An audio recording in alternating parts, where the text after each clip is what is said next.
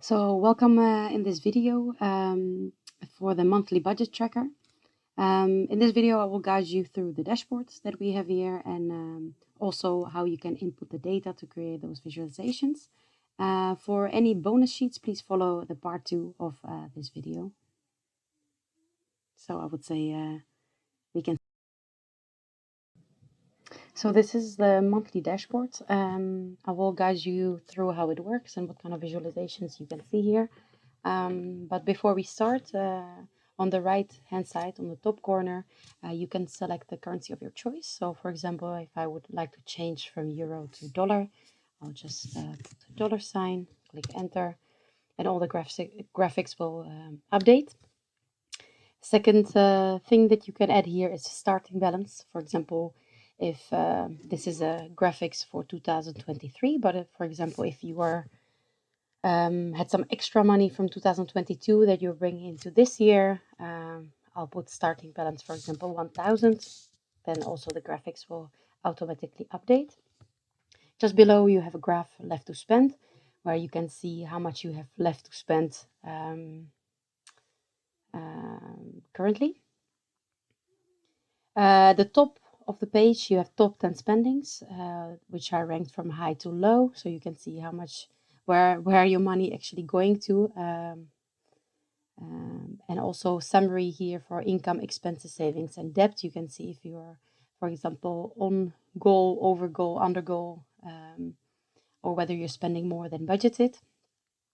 If you go a little bit lower, here you can see comparison between actual plan per category.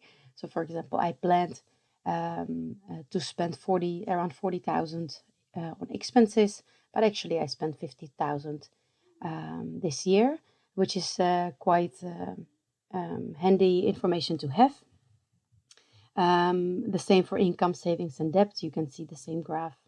If you go below, it goes even more detail.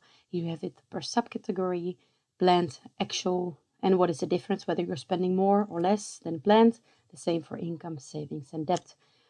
On the left hand side, you also have a filter, which is per month. You can click on a particular month and then all the graphics will update according to which month you have selected. You can also select multiple months, either by holding shift and clicking on the months.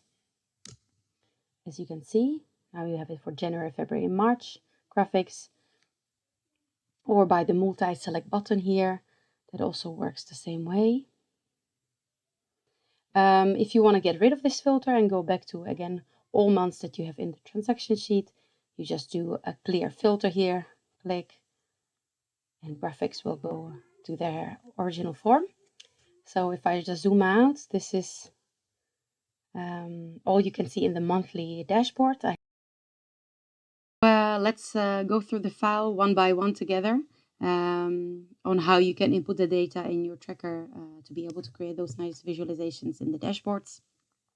As you can see, I already opened the first sheet, categories, where we will create those lists. We have 4 groups that we will need to fill in. It's for income, savings, expenses, and debt.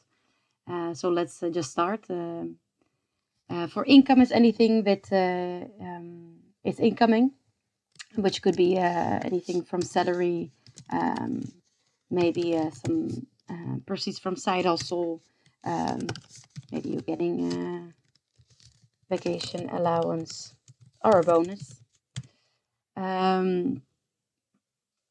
So feel free to personalize according to what you need yourself.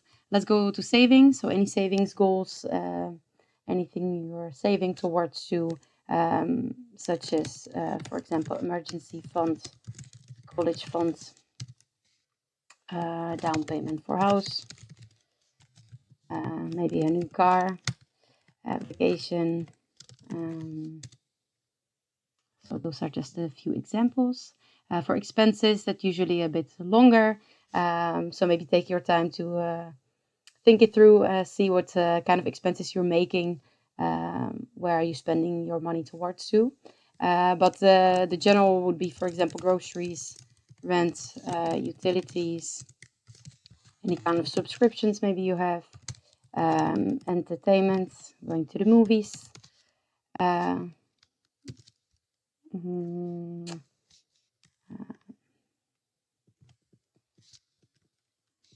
it's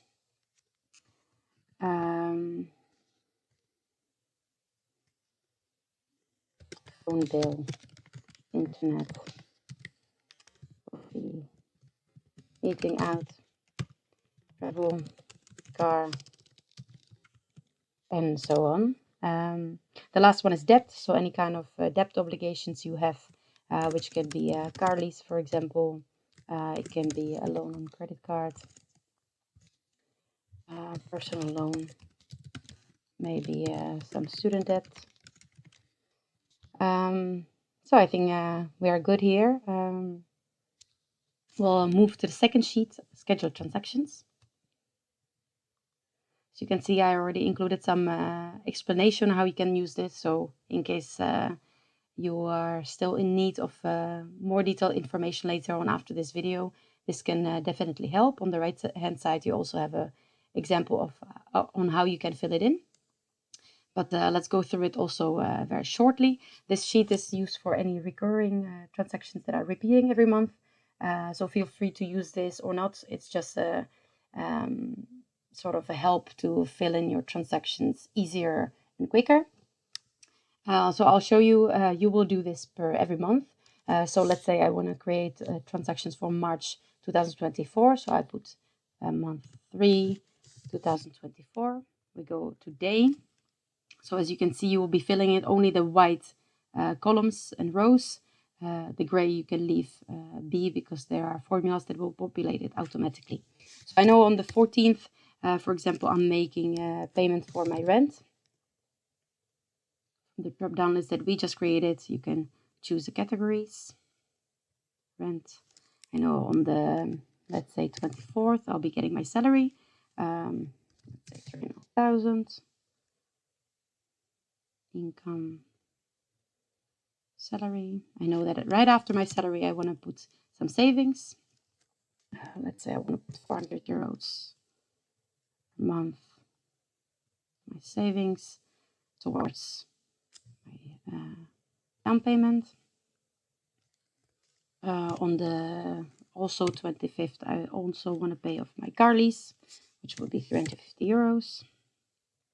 Will be from debt, car lease, and so on. So this is how you can fill it in. And what we will do now, we will just copy what we have just filled in. We will go from date to description. So the day, the column A, we will skip. We'll just take it like this. Then you do right click or Control C. Here we do copy. We will go down to the main file, main sheet transaction, where we will keep all the transactions we have. Here we do right click, paste as values. That's very important. So the formulas will work. We do this. And then we can go back and we can do the same, for example, for month 4. We know the exact same transactions will be happening also in the same month. We do the same, we copy, we go here and we paste as values.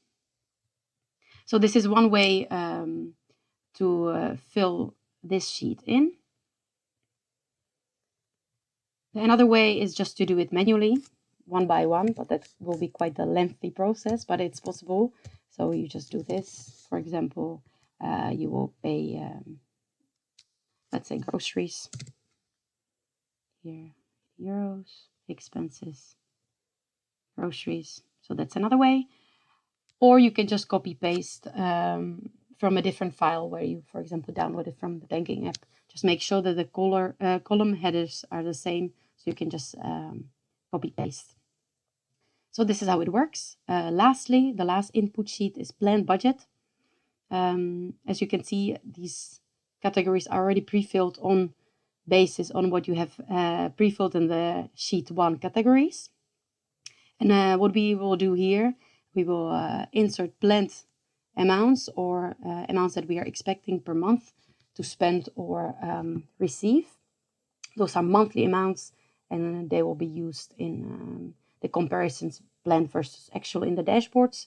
It is also optional So you don't have to fill this in, but it is quite nice graphics that you can then compare what you have expected and what you actually spent. So here you can, for example, insert just simply for groceries. I think I will spend 600 euros per month. On rent, I know it's 1700. Subscriptions, maybe 40 euros.